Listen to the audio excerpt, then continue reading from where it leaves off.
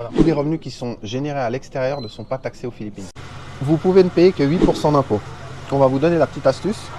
Aujourd'hui, on va vous parler de la fiscalité aux Philippines. Alors, c'est un point qui est quand même intéressant parce que c'est un des rares pays qui peut donner quelques avantages. Donc, restez bien jusqu'à la fin, sinon vous allez perdre votre argent. Quelque chose. Côté taxation, en fait, vous ne pouvez être taxé aux Philippines qu'à partir du moment où vous avez un business aux Philippines. Si vous avez un business, vous travaillez avec l'étranger, vous ne serez pas taxé aux Philippines. Si par exemple vous avez des locations en France ou même que si vous vivez ici, vous ne serez pas taxé ici aux Philippines, sachant que de toute façon vous serez taxé en France, ça il y aura pas de photo. Mais, il y a disons que les rentes, si vous avez des rentes qui viennent de l'étranger, aux Philippines, ils ne vont pas les taxer. En ce moment, on parle beaucoup de la Thaïlande qui taxe les rentes, qui veulent taxer en fait, faire une sorte de double imposition. Voilà. Ça, aux Philippines, il n'y a pas. Ça veut dire que vous recevez vos rentes, elles sont à vous, on ne vous demandera rien du tout. À la limite, une petite déclaration, mais ce n'est pas quelque chose, ils vont rien prendre dessus. Mais tout ça dépend aussi du visa que vous aurez. Et du visa, du statut que vous avez sur place. C'est clair, si vous êtes en visa touriste ici… alors là, ils n'en ont rien à se couper. Voilà, ils ne vont pas venir vous chercher. Non. C'est clair que… Voilà, donc pour l'instant, c'est l'info à retenir. Après, ça peut changer. Alors, si vous avez des revenus aux Philippines, donc c'est-à-dire que vous gagnez de l'argent sur place, donc là, à ce moment-là, il y a une zone gratuite, on va dire la zone gratuite, ça serait, on va parler en euros, de 0 à 3 600 euros. Ça veut dire que dans cette zone-là, vous ne payez pas d'impôt. Vous devez le déclarer, mais vous ne payerez pas d'impôt. Si vous de nouveau, vous le déclarez si vous n'êtes pas en visa touriste ou si vous êtes avec un statut ici qui nécessite de le déclarer. Ça, c'est à vous de savoir après si vous le demandez ou pas. Après, si vous gagnez moins de 250 000 pesos, donc c'est les 3600, vous déclarez rien. Pourquoi vous déclarez rien? Vous payerez rien. C'est un cadeau, donc l'État ne prend rien. C'est pour les petits business qui démarrent. Finalement, c'est pas mal. Ça vous aide à démarrer. Et même ça aide les personnes. Il y a beaucoup aussi de sari-sari où ils revendent, ils vont acheter dans les supermarchés, ils revendent des petits des produits. Des produits. Et donc ils se font une petite marge dessus. Et ce qui fait que vu qu'ils gagnent pas grand-chose, il n'y a pas d'impôt. Ils sont pas imposables. Voilà. Alors attention, quand on dit pas imposable, ça ne veut pas dire qu'il ne faut pas se déclarer. Alors le hack des 8%, donc c'est freelance ou pro. Vous avez un business, être enregistré au BIR, c'est le bureau des revenus. C'est eux qui vont vous prendre de l'argent, bref, comme les impôts en Suisse ou en France. Par contre, une fois qu'ils vous ont, ils vous lâchent. Voilà, donc soyez sûr que votre business, vous voulez le faire longtemps, et puis qu'il fonctionne. Si c'est pour un petit truc, testez avant, et puis après, quand vous voyez que ça fonctionne, vous vous inscrivez au BIR. Si ça ne marche pas, le problème c'est quand vous voulez arrêter votre activité, le BIR, il ne vous lâche pas. Ils font tout pour continuer à récupérer de l'argent. Voilà, exactement. De toute façon, il faut qu'ils vous taxent ici. Voilà, donc si vous n'avez pas un truc qui est sûr à 100%, n'allez pas faire toute la procédure avant d'être sûr que ça va être quelque chose de carré.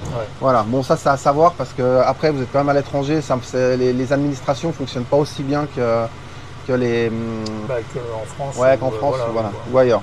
Alors pour les freelances et les pros, il y a une faille à savoir, c'est qu'au lieu de payer 22% d'impôts ou en 33% en fonction de votre statut, bref, ça peut être très élevé, vous pouvez ne payer que 8% d'impôts. On va vous donner la petite astuce, et ça je vais vous dire, vous pouvez vous abonner à la chaîne parce que likez et abonnez, parce que des chaînes comme ça qui vous disent des astuces comme ça sur place, normalement c'est payant. Abonnez-vous, likez, parce que ça c'est vraiment le hack. Donc ça veut dire que si vous êtes consultant, vous faites moins de 43 000 euros par an, vous pouvez choisir une taxe unique de 8%.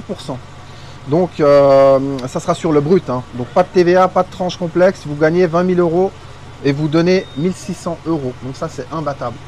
Ça veut dire qu'il faut être consultant de votre société et vous facturez un salaire, donc en tant que consultant de la même valeur que ces 3 millions de pesos, donc 43 000 euros. Et si vous faites ça, vous ne payez que, donc vous payerez votre impôt sur le revenu et vous payerez que 8%. Voilà. Et ça évite que à savoir que la société ne doit pas faire de bénéfices.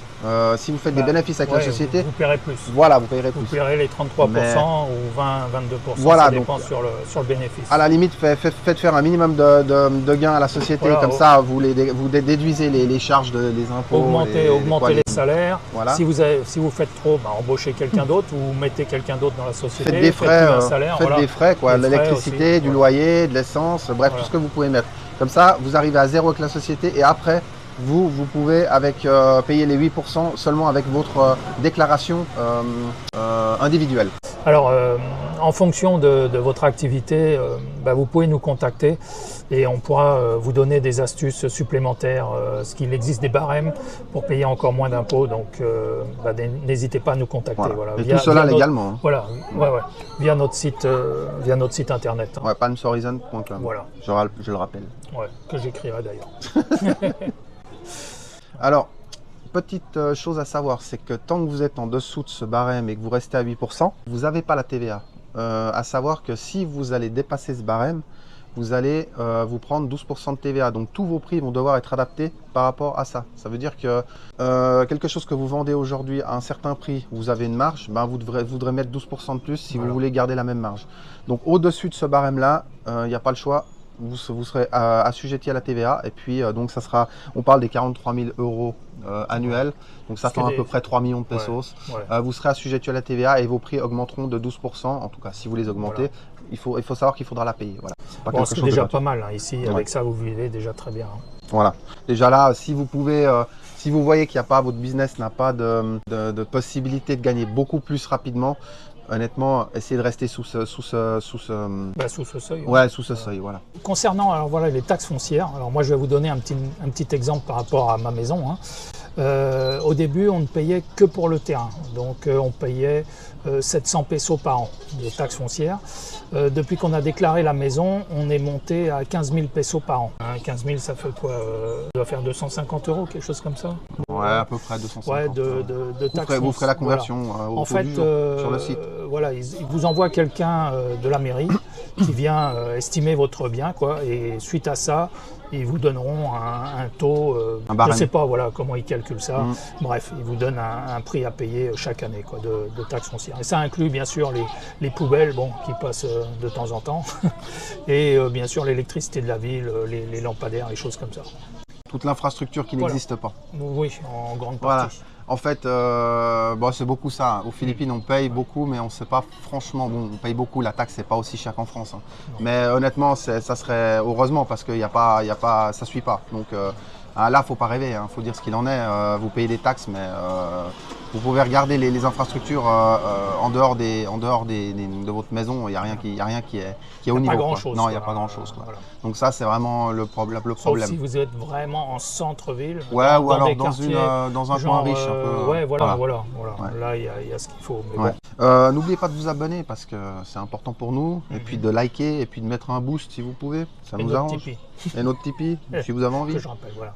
Bon, alors, concernant, si vous travaillez pour une société ici, vous êtes salarié, la société paiera entre 5 et 10% de votre salaire sur les BIR, là, justement, qui correspond à une taxe aussi en France qu'il y a sur les sociétés lorsqu'ils vous versent un salaire. Voilà. Donc, ça varie entre 5 et 10% en général. Ça peut inclure aussi, alors ça dépend, les sociétés peuvent aussi prendre une assurance supplémentaire, généralement c'est plus ou moins obligatoire quand même, sur le médical, ce qui fait que vous êtes plus ou moins couvert, parce que bon ici les couvertures médicales c'est pas le top quoi, il vaut mieux s'assurer soi-même. Voilà. Alors ouais, donc il y a un formulaire le 2307, c'est mieux qu'on regarde par rapport à votre cas.